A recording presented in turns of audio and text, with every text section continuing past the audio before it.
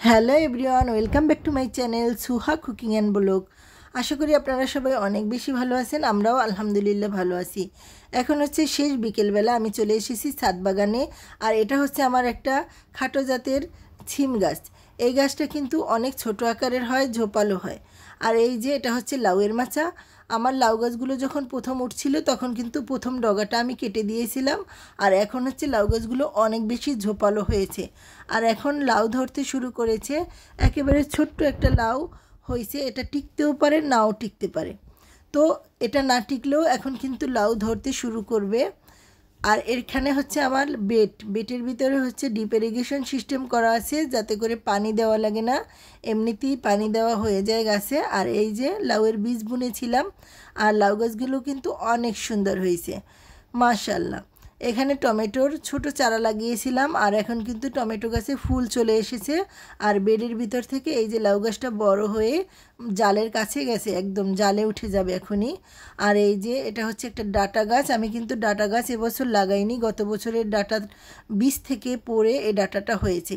আর বেডের ভিতরে আছে টমেটো গাছ, বেগুন গাছ, কাঁচামরিচ গাছ, অনেক রকমের সবজি আমি লাগিয়েছি। আর সবগুলো গাছ কিন্তু এখন খুব তাড়াতাড়ি বাড়ছে, যেহেতু গাছগুলো অনেক দিন আগে লাগিয়েছিলাম আর এখন অনেকটা বড় হয়ে গেছে। আর এটা হচ্ছে একটা কেরালা জাতের সিম। এই গাছের বীজ কিন্তু আমি বাজার থেকে কিনেছিলাম। এটা একটা ইন্ডিয়ান জাত কেরালা সিম। তো এগুলো কিন্তু অনেক বেশি ফলন হয়। তো গাছটা বড় হয়ে গেছে এখন।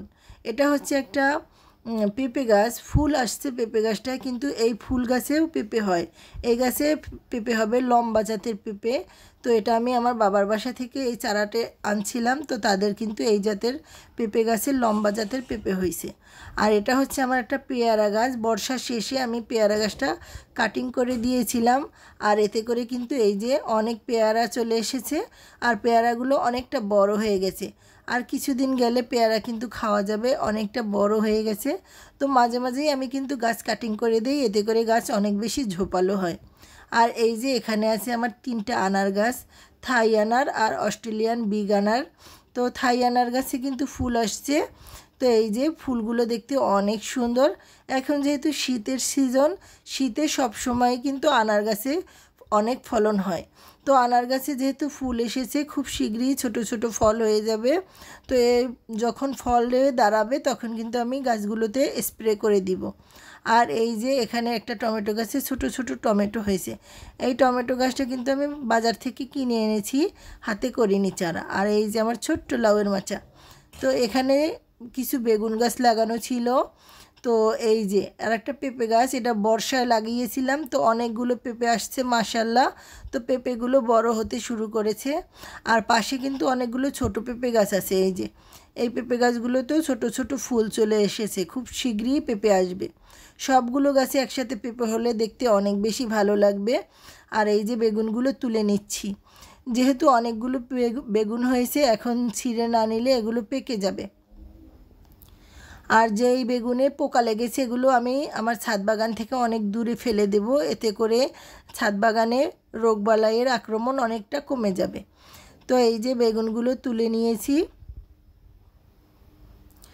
আর এই যে এখানে কিন্তু একটা গাছে তাল বেগুন হয়েছে। আমি যখন বাজার থেকে চারা কিনছি, ওনারা বলেছিল যে তাল বেগুন হবে, মাশাল্লাহ এটা কিন্তু সত্যি তাল বেগুন হয়েছে।